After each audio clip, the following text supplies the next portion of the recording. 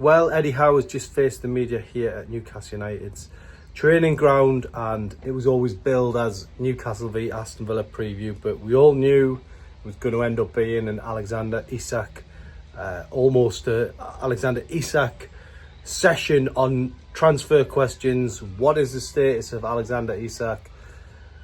Has he got a future at the club? Are we looking at transfer to Liverpool, or could he have potentially been even thrown in the squad against Aston Villa? And all those questions were answered. But Eddie Howe basically saying it's all unchanged. Alexander Isak continues to train on his own. There has been no bid from Liverpool, and once again there is no chance that he's going to be in the squad for the first team for that trip to Aston Villa. So Eddie was pretty straight down the line with all his questions on Isak. I think probably the big takeaway for me is that it felt like, reading in between the lines, that Eddie Howe saying that Alexander Isak, as things stand, will be a Newcastle United player on September the 1st. That says to me that Alexander Isak has not had the second offer from Liverpool, and basically until that happens, then Newcastle can't really move any direction with it. Maybe Eddie Howe plans to settle down Alexander Isak going into the new season once the window's shut and there's no possibility of him leaving. But also notably, I asked Eddie about whether Newcastle are still trying to sign a world-class striker. He said, well, I'll let you categorise that. But we are still active. We are looking for a striker. Now, is that striker Johan Wissa, or will somebody else be, on the shopping list? For me, my information is that Newcastle are still trying to sign two strikers, which would suggest that eventually they do expect Alexander Isak to depart Newcastle United.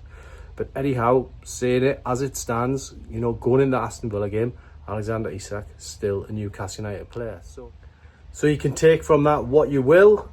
Eddie Howe not shirking any questions. I would say that probably 50% of the questions in there were about Alexander Isak, and they were always going to be. It kept going back to Alexander Isak. Obviously there's three sections of media in there: radio, TV and newspapers, and everybody's got their own sort of angle of the story, and the majority of the journalists in there are going to be writing about Alexander Isak. So it kept going back to that.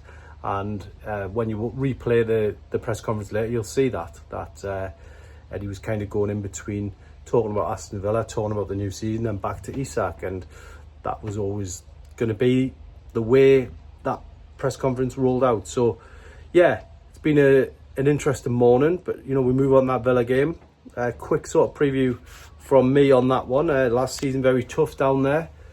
Newcastle have made it clear that that they're ambitious this season. They've made four, I would say, relatively big signings. They haven't got all the players that they want, but they'll go down there and they'll be up for it. I think the players will have a point to prove.